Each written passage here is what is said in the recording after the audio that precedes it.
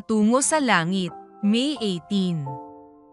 Ang mayayaman sa sanlibutang ito ay utusan mo na huwag magmataas, ni huwag umasa sa mga kayamanang hindi tiyak, kundi sa Diyos na nagbibigay sa atin ng lahat ng mga bagay para sa ating kasiyahan.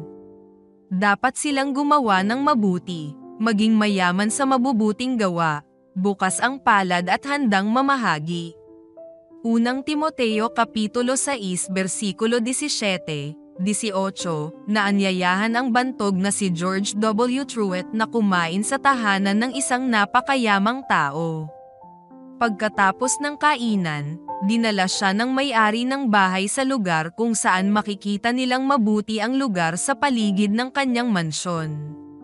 Itinuro ang balon ng langis na kapansin-pansin sa tanawin, at ipinagmalaki niya.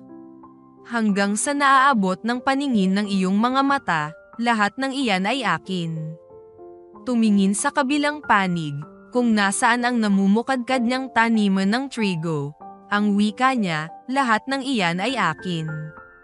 Bumaling sa silangan at itinuro naman ang malaking kawan ng mga baka. Nagmamalaking sinabi, ang lahat ng mga iyan ay sa akin din.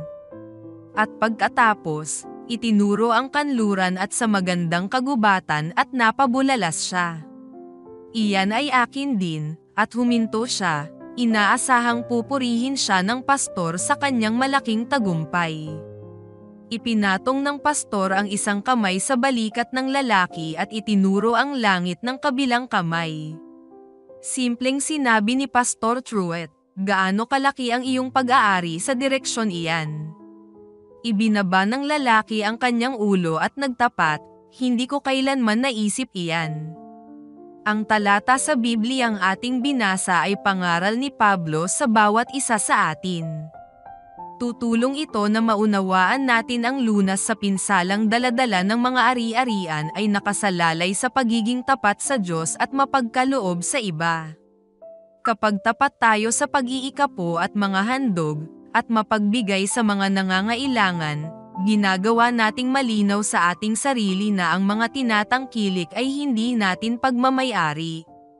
Nauunawaan din nating ang mga yamang panustos na nasa ating mga kamay ay mga katunayang gumagawa ang Diyos sa ating buhay, hindi dahil sa kakayahan nating magkaroon o magparami ng pinagkukunang yaman. Maayos na binuod ni Ellen G. White ang kaisipang ito. Ginagamit ni Satanas ang pansanlibutang kayamanan upang madaya at malinlang ang mga kaluluwa upang matupad ang kanilang kasiraan. Nagbigay ang Diyos ng direksyon kung papaano nila gagamitin ang kanyang kabutihan upang maibsan ang pangangailangan ng nagdurusang sangkatauhan, sa pagpapasulong ng kanyang gawain, sa pagtatatag ng kanyang kaharian sa sanlibutan, sa pagpapadala ng mga misyonero sa ibayong mga rehiyon, sa pagpapakalat ng kaalaman ng Kristo sa lahat ng bahagi ng mundo. Counsels on Stewardship, pahina 133. Panawagan. Huwag kailanman kalilimutang nasa langit ang tunay nating kayamanan.